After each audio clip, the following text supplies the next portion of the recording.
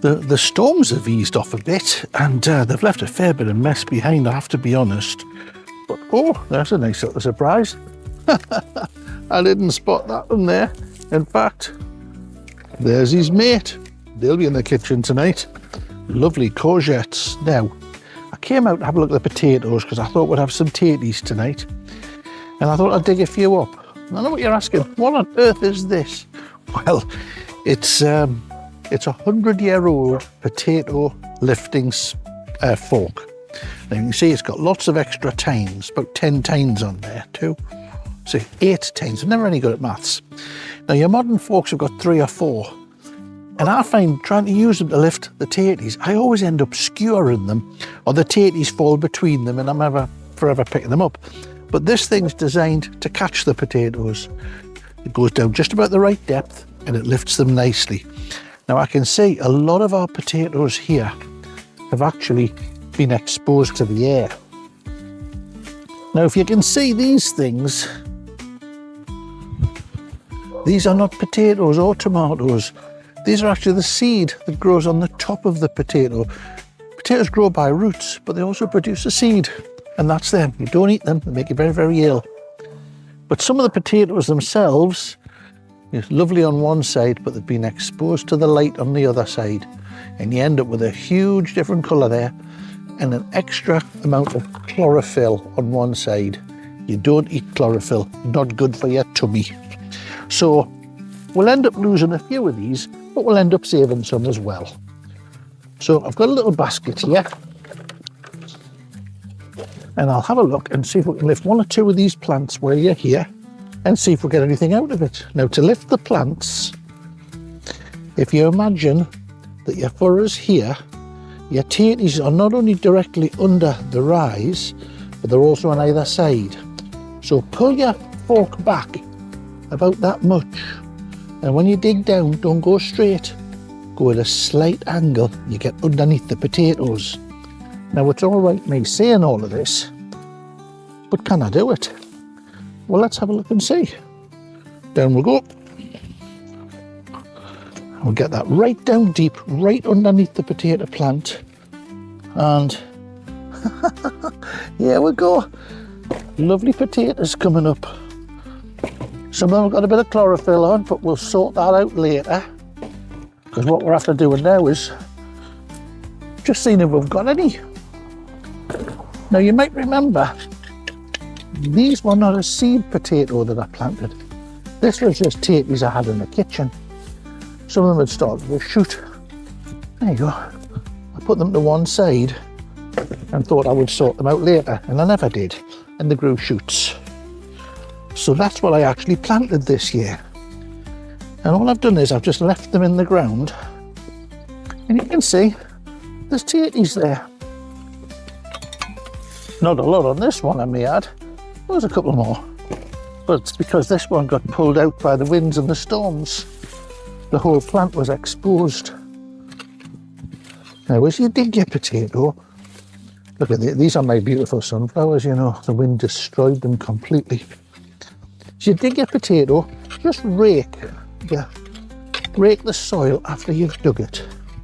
Because you never know, you always find another tatty or 2 actually in that soil. Now I don't know if you can see this soil, but it's absolutely beautiful now. The potatoes have been in it.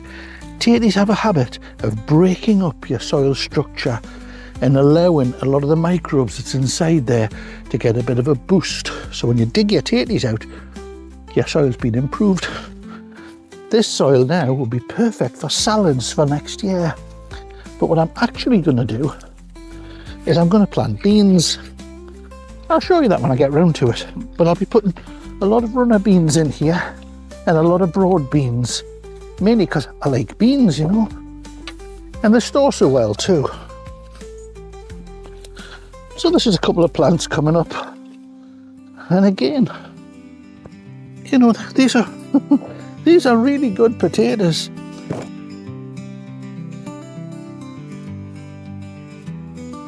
So when folks tell you you have to have seed potato, just let them know every potato is a seed.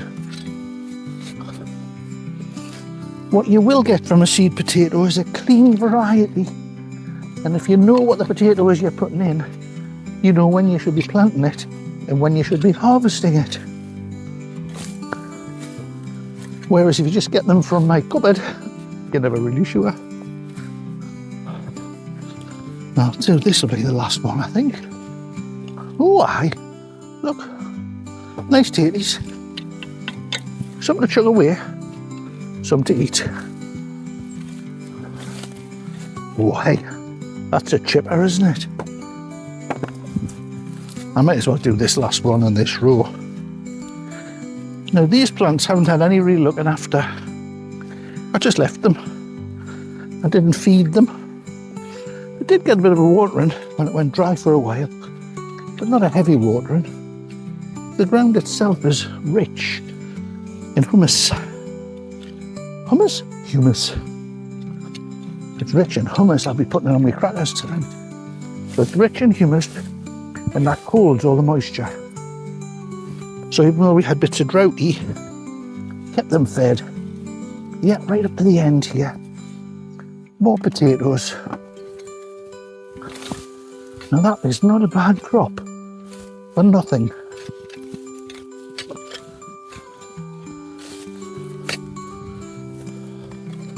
So, pulled up about 3 or 4 little plants. Don't know if you can see them. Now I've pulled these up here from a little bit of garden, about a square metre, because there's 2 metres in a row, about a half a metre wide, so it's about a square metre. If out of a square metre of space, which is about the size of that by that, you can get a bag of tatties, well, you've saved yourself a few quid, haven't you? You've improved your soil and you've created a wildlife habitat. Now that can't be bad.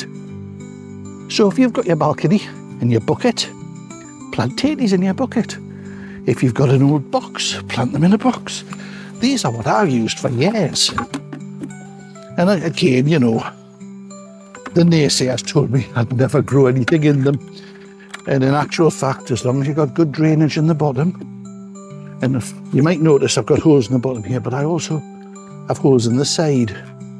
Reason for that is if you put that down onto a backyard, it doesn't drain properly because it's soil blocks up the holes. But if you put the holes part of the way up the side here, it means the bottom bit, if you don't put holes in there, the bottom bit can be a water reservoir for you. So it holds a bit of water all the time to feed your plants. Now in there, I'd plant 3 or 4 potatoes and I'd get that, you know, not as much as that, but a good half box of that. So if a bucket can give you, what have I got in there? £8, £10 of potatoes. If you can get £5 of potatoes out of there, then you've got yourself a bit of a garden, haven't you?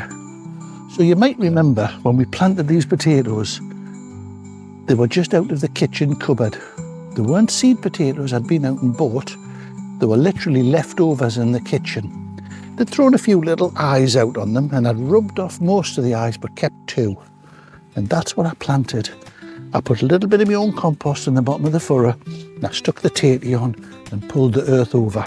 And these ones in the back here, which I haven't harvested yet, I covered them with straw. I'm looking forward to harvesting them, but we'll do them another day. Potatoes are very easy to grow, very easy. As long as they get moisture and they don't get too cold or too wet, they'll give you potatoes. The time to harvest your potatoes is after the plant has grown. You'll see it'll get the little flowers on the top, then the flowers will go over and then the plant itself will start to go yellow and topple. Now if you want to harvest your potatoes straight away, you dig the whole lot out. But if you want to do like I do, you want to leave them stored in the ground for another few weeks, just cut that plant off, about that far from the soil. And what happens is, it sends a message down below that just says, go to sleep. So all the potatoes literally just go to sleep. They stop growing. They won't get any bigger, but they won't get any smaller. And then over the next few weeks, you can harvest them as and when you want to get fresh potatoes straight out of the ground. If when you're bringing the potatoes up, you get any sign of damage on them, like a plant's got like, I don't know, little holes in your potatoes. Because you get like loads of little holes going in your tatties, and that can be eelworm going in, or slugs can attack it. That's the time to lift them all up. Don't leave them in the ground if you're getting slug attacks or mouse attacks. Get them up, get them cleaned off. If you can leave them on the surface of your garden for a day, do that. And what happens then is the air dries the skin off. Don't brush the soil off, leave it on. But the air dries the whole thing off, and then when you put them in your bag or in your brown paper sack, they'll stay fresh for a lot longer. Take them out of the sack, brush them off. If you start pulling them out of your storage sack and you find they're going a bit bruised, check the whole sack. It might be you just manhandled them a little bit, or woman-handled them a little bit too much, and that it bruised them before they went in. They will rot if they get badly bruised. So just check them. Any bruised ones, take them out, cut the bruise off, chop the rest up for chips. Bob's your uncle. Now I'm going to get these in the kitchen and get them ready for tonight. Champion. Thank you.